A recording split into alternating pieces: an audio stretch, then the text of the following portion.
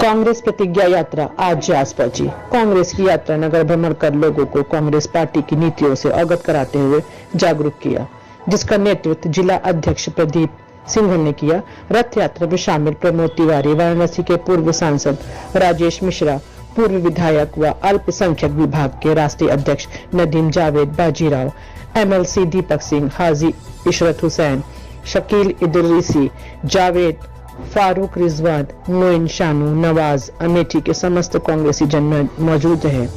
इस दौरान नगर की ऐतिहासिक हजरत मीर साहब बाबा की दरगाह पर चादर पोशी की। इरफान अजीज की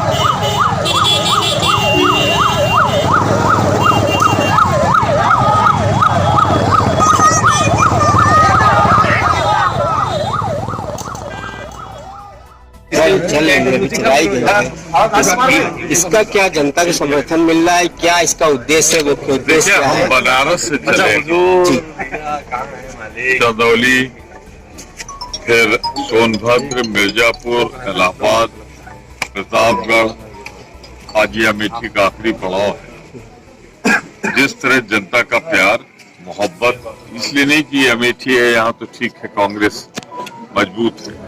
जहाँ कभी कांग्रेस नहीं थी, ओबरा, आनपारा, चंदौली, जिस तरह जनता की एक ही आवाज आ रही कि मोदी देश बेच रहा है, इससे अगर कोई बचा सकता है तो प्रियंका गांधी बचा सकती है, उसके अलावा कोई नहीं बचा सकता। इसीलिए पूरा हम लोगों को जो समर्थन मिला है, हम कह सकते हैं ऐसा समर्थन हमको या तो सन 80 मिला था या सन 85 मिला था। तो हमारा मानना है और मुल्क भी मानने लगा है कि भाजपा को कोई शिकस्त दे सकता है तो पूरे मुल्क में कांग्रेस दे सकती है। 10, 15, 20 जिलों की पार्टियां नहीं दे सकती है।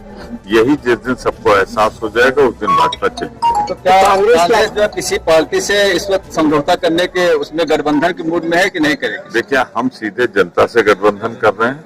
हम जनता से गठबंधन करना चाहते हैं। इन पार्टियों को कोई ठिकाना नहीं। कोई फाइल खोल दे अगर अभी भाजपा वाले तो कौन भाग जाए किसी का पता नहीं। सही लड़ने वाली सिर्फ कांग्रेस है, राहुल गांधी है और प्रियंका गांधी। उत्तर प्रदेश में कितनी सीटें ला रही है इस वक्त जितने में सरकार